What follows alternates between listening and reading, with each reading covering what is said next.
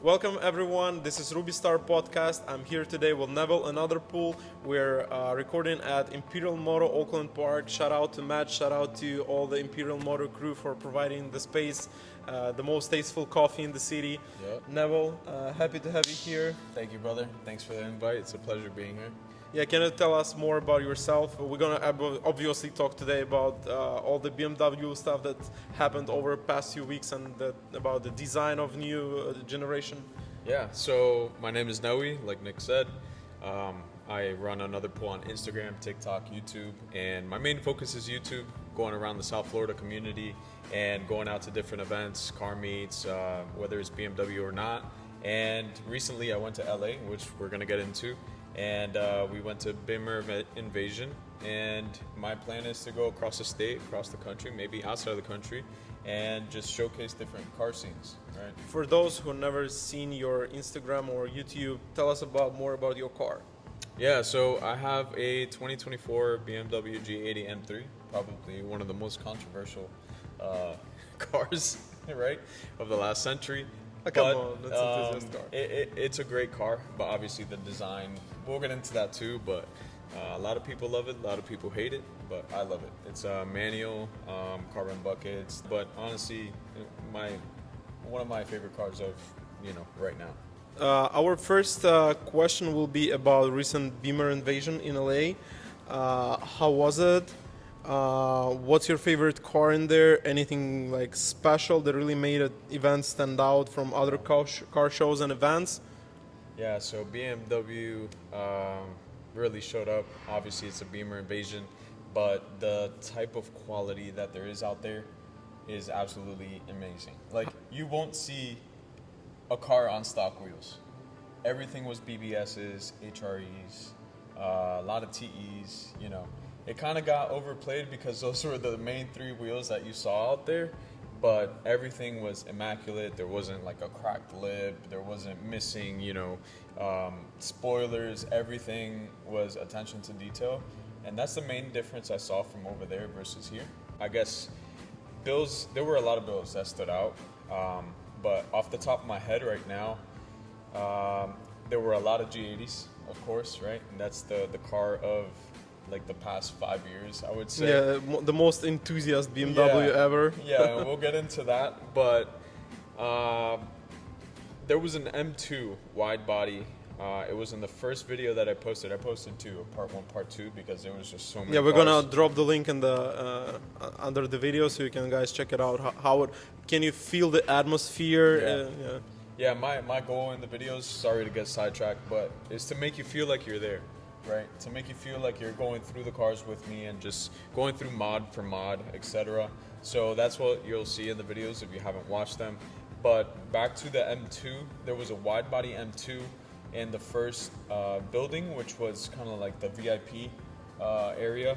It was I think I remember it. It was like Pikachu P-Car or something like that. It was a wide body. I think it was 3D design. I'm not sure. Don't quote me on that. But wide body, beautiful wheels. I think it was on HRE's, big spoiler. So that one stood out to me. It was a F87, so not a G series. And there were a couple others. There was a M3 CS, G80 M3 CS, and there was the AR Motorworks booth inside. It had some black chrome BBS LM. Or LMRs, sorry. Excited to see it. It was frozen black. The fitment was crazy. That's something else too. The fitment over there is like a requirement for every car. The fitment is like, you look at it and you know they rub, but the rub is worth it because the cars are so beautiful. All right, our next topic I want to discuss with you is new BMW design era. So what do you think about the new iX3 design that has been recently released? What do you think in general about, I don't know if you've seen the new M3 that BMW is planning to release, I think it's next year or what? Usually, yeah, it's like 2027, 2028, somewhere around there. Have you seen those? What do you think about the new design? What do you think in general about the electrification? Okay, so first of all, the new M3, I'm going to stick to that because I've seen that quite a few times. I'm hoping it's fake, right? I'm hoping it's not real. Listen, I can tell you from my side, it's always like new generation with a new design when it's released, everybody hates it, and Yep. then it's like they accept it as the new classic. Yeah. And when you accept it, you take a look at the previous design, and you understand that the previous one is already outdated. So the new ones look like fresh, clean, and other Yeah, stuff. but yeah. It's the same. I'll What agree. happened? Yeah, to G90. To the G80, yeah, but to me the F80 is a timeless look. Yeah, it's and it absolutely keeps the timeless. heritage of the kidney grills, etc. But the new one, the one I saw for 2027, that thing looks like a Dodge Charger, a Challenger and a Camaro mixed up with a little bit of BMW. They are trying to bring the kidneys back, as we can see that. Whether it be, the way it looked like before or not, that's up for question. But we can see that the G80 was the only car. It was where pretty controversial. They thought outside of the box. And they're like, all right, let's give you guys this, have you guys talk about it, right? Hate it or love it, whatever it is. But that was the only generation that they came out with that grill. And then, as we saw with the G87, they went back to a boxy kidney grill, right? And then the G90 has a bigger kidney grill, but it went to that horizontal. Yeah, but it's not design. that big as the 7 Series things Yeah. got. yeah, it's not big as those cars. But like you said, they're trying to stay a step ahead, right, and kind of lead the way. And what I can say about the electric motors, I don't like it personally. I really don't care about it makes the car faster if it's hybrid, whatever. I don't care. I feel like it adds more complexity. And the further we've gone along, right, from analog to digital, we've seen that with the electronics comes more problems that you and I can probably not fix later down the road. We got to take it to a shop or whatever it is. I personally like doing DIYs and working on my own car. That's how I connect more with my car, and being able to just say, hey, I changed this, I did this, or help you out if you need help making the mod as well. That's something I like doing. I like helping others in that case. But with the newer ones, it makes the car heavier, as we can see with the G90. Oh, yeah, G90. Right? I drove the G99. Yeah, but we drove it together. But Yeah. I mean, it feels like pretty lightweight when it comes to steering and everything. But Yeah.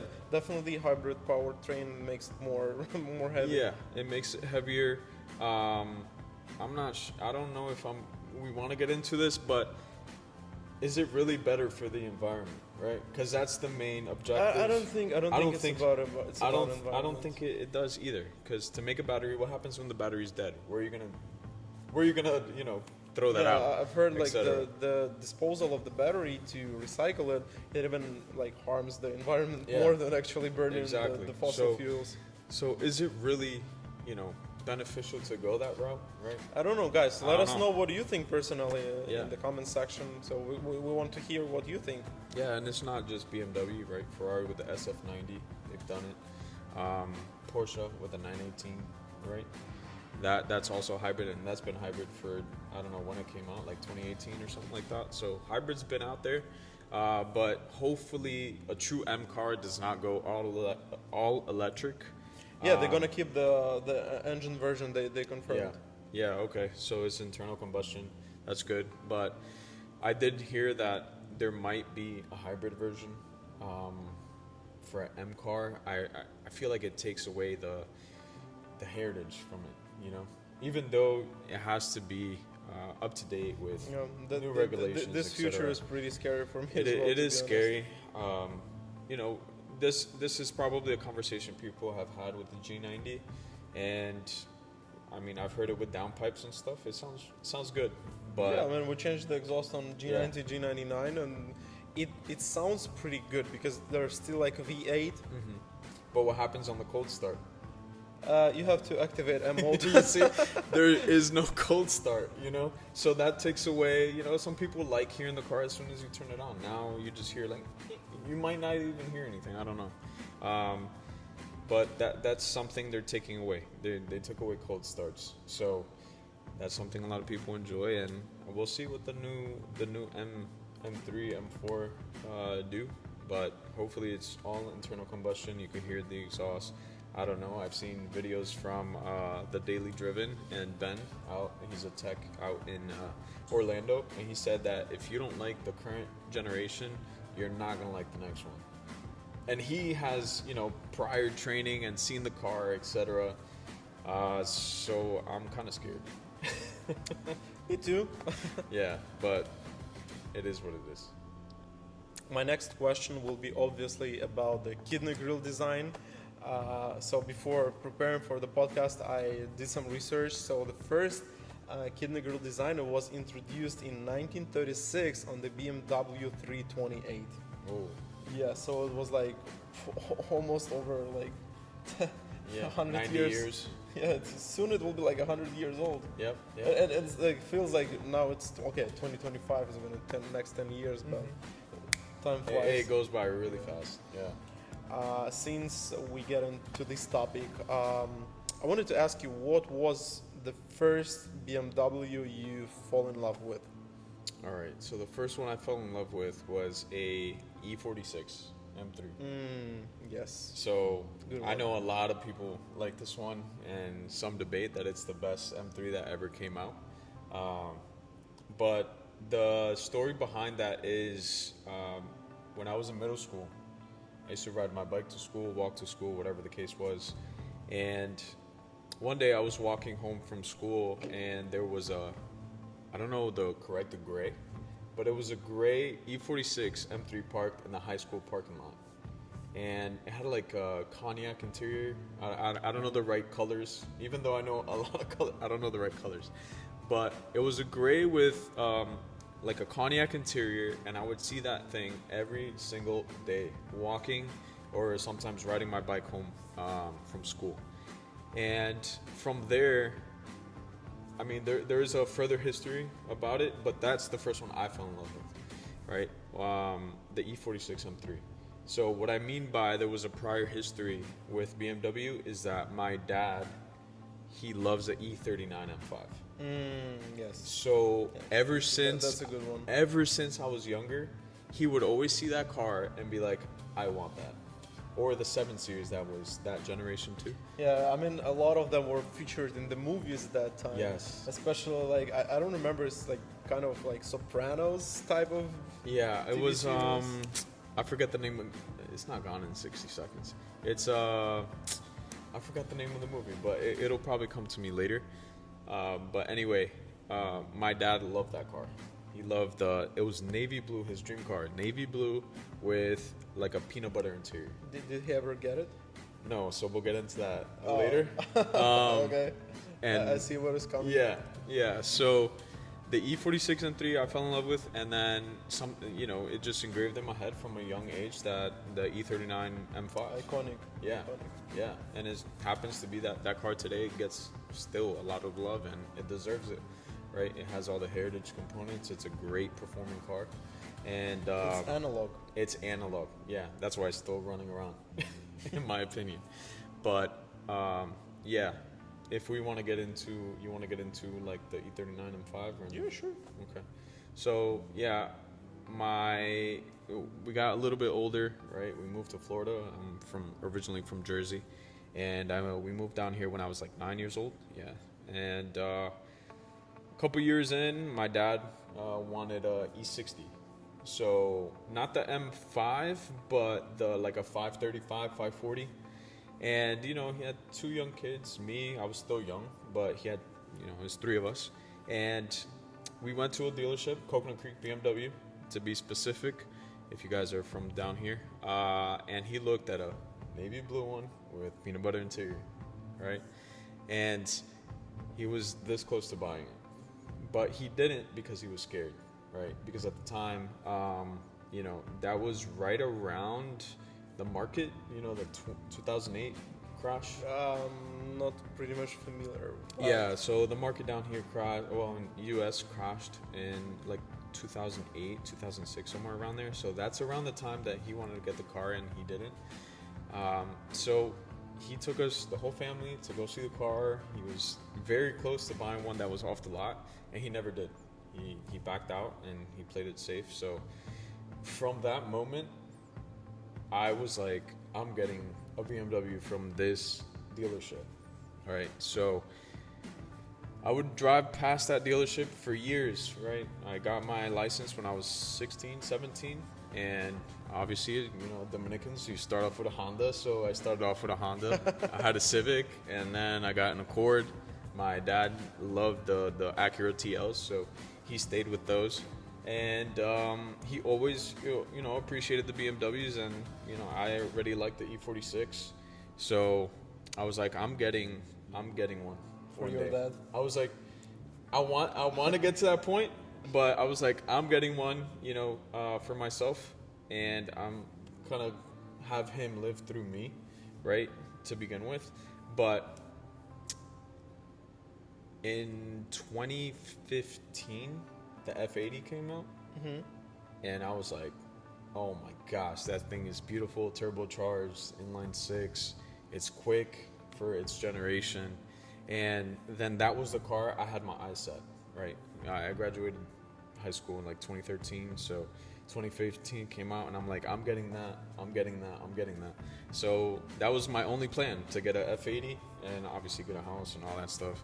But when the time came where I was looking for a car, I was looking for a Yas Marina with the white interior, the white buckets, the competition, and manual. I spent months looking for that car, because at this point I already bought my apartment with my wife, and I was like, all right, it's time to get the car. And I spent months and months and months looking for it, and by this time the G80 had already come out, but I did not like the grille. I was like, I don't want that car. Right?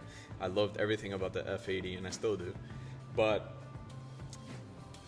after spending so much time looking for a car and not being able to find the exact spec I wanted, and I had requirements like low mileage. And, no, of course, because you wanted. yeah, like, in I wanted good something condition. that was not abused, because by that time there were a lot of cars in the market, but I couldn't find that spec.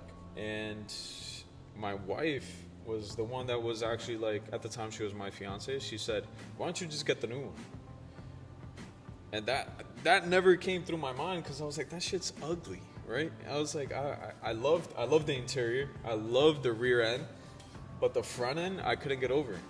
And as we all know, no car is like really perfect. So I was like, you know what? Let me start looking at G80s. So my requirements were manual, carbon buckets. That was my only requirement. And obviously executive package, you know, all right, I wanted the trunk to open and close by itself. And I almost bought a Dravit Gray M3 G80, carbon ceramic brakes, red interior, manual, and it was out in Cali. So I was driving a Honda Accord at the time. I kept that car for 10 years, and because I didn't want anything else besides my M3. And I was like, let me go try to get my car appraised to kind of trade it in. So I went to an Auto Nation in Florida, and the M3 was an Auto Nation in California. And while I was getting my car appraised, somebody put a deposit on the Dravit. Damn. And it got swept under my feet. And, you know, at the time I was very upset, because I was this close. I was this close. And it got taken away, essentially. And, you know, I'm very faithful. And, you know, I prayed, and I was like, you know, if this car's not for me, I don't want it, right?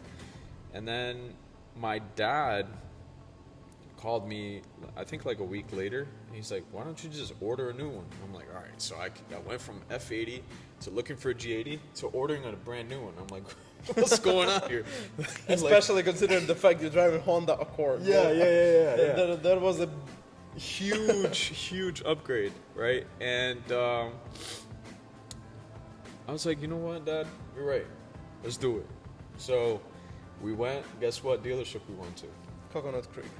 Coconut Creek BMW. I walked Nice. in with my dad, and prior to that, I have spec'd a whole bunch of builds on the website, bmwusa.com, and that's how I know so many colors, because I went through the individual configurator, all the colors that were on the website, window shopping. Oh my gosh, yeah. I think I built over 100 cars. Oh wow! In different. You definitely won that competition. Probably, who knows? But I went in there with my dad, and initially I was supposed to get the Portimao with Silverstone interior, and my sales guy was like, "Come on, get something a little bit more fun. That's kind of boring. It's overdone, whatever." No offense to anybody that has that spec. And I knew that if I got individual, I had to wait longer, up to 6 weeks, I think it was, and waiting 10 plus years, I didn't want to wait anymore, right? And I saw skyscraper, I think it was an M340 in the lobby, and I was like, all right, my Civic was gray, my Honda Accord was gray. I guess I can't escape gray. You're gonna stick up with that. Yeah. So I played it safe, and I got skyscraper gray on the exterior, and I had to live on my F80 dream of getting Yaz, so I got Yaz on the interior. And I got carbon buckets, manual, so I got it exactly the way I wanted. And my dad was right next to me the whole process. And right before, making my deposit, I was like, "Dad, should I do this?" And he was like, but by hearing all the story, you make me proud of you. I don't even know how your dad feels, it's like... Thank you, man. Yeah, it means a lot. But he was like, "You know what? You only live once." And I was like, True. Boom, True. And it's not that you only live once, but your moves have to be calculated, right? You can't just go out blowing money. But I was able to do it, and I did it. That's how you started all your channel, all your social media. Yeah. So ever since I wanted or had my eyes set on an M3, I knew I wanted to do content.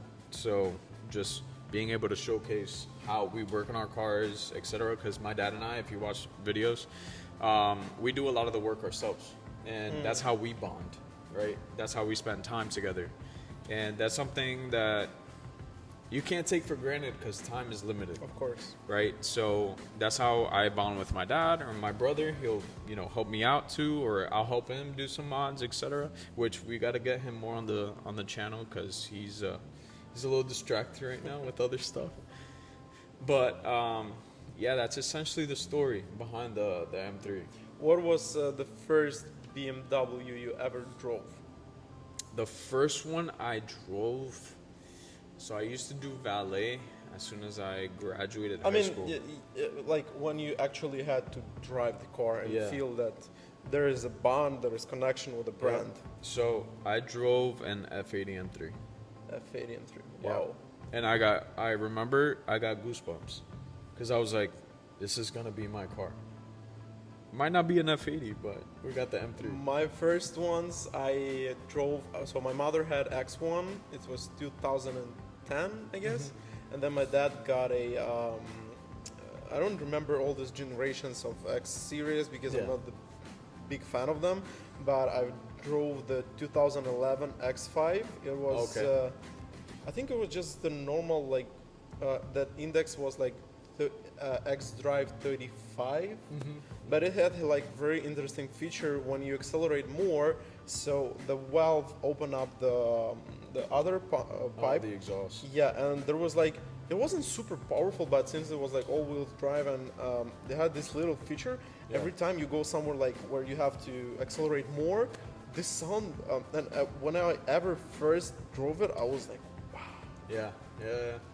And still comparing all the cars I ever drove, that first feeling with it's BMW X5 was the car I was learning how to drive, and still over time I'm sometimes driving different cars, and recently I drove a newer X5, and it feels still same along with all new features. But it's that feeling the X5 would always be X5. You feel at home. Yeah, right? You feel the same with all M3 generations. Maybe the older ones they may be a bit heavier in terms of driving, right? Yeah. But it feels a little bit. Every M car is an M car, no matter what. Yep. Yeah, and the F80 I actually drove in when I valeted. So everybody that knew me, they were like, they saw a BMW M, That was my car to drive. So I did those and the Porsches because for obvious reasons, right? I never touched Porsches before I got here to US. Yeah, so was that? Man, that's a different story, but yeah. Yeah. So we'll get there one day. But for now, you know, the M3s, man, they're just, you know, you drive like a 330, and then you get it in an M3, and you feel the difference. Like everything is different, right? The handling, the acceleration. There is a all of it. reason why it's the most enthusiast brand when it comes to Yeah. younger people generations, especially like M3s, M4s. There is a reason for it. Yeah, and BMW themselves support. You know what's funny? I never heard like people like hating some of the BMWs and generations and specific models like M340i is not real. Bro, I used to grow in Europe and I never ever heard this there because every car you buy for cash, Yeah. you don't finance them, so you don't have that access. So you Yeah. appreciate even like the Everything. lowest like specs, everything. Yeah, you appreciate the little things when, you know, you're not exposed to stuff like that. So, you know, the M340s, the M240s, you know, they're great cars, right? So there's no need. Every car has its value in terms of not only money, but in Yeah. terms of, you know, emotions and what you can afford. So Yeah, what it means to you, right? But buy a car you have money for. Don't waste it. Yeah. Now I would say don't try to pretend to be something you're not. Don't be Miami special. Yeah, don't think that an M340 is an M3. It's not. Right? it's not the same. Let's not make fun of it, but it is a different car. It's a completely different car. For sure. Yeah. So, yeah. All right, man. Thank you for sharing. I mean, the Yeah, story for sure. about your how you get there and with your brand, with your dad. Like, that's awesome. Thank you Yeah, for sharing. thank you, man. It was Thank a pleasure to have you here, guys. Text us in the comment section who we should invite next. We'll be happy and open to all new invitations. Yes, sir. Thank you for having me. Thank you.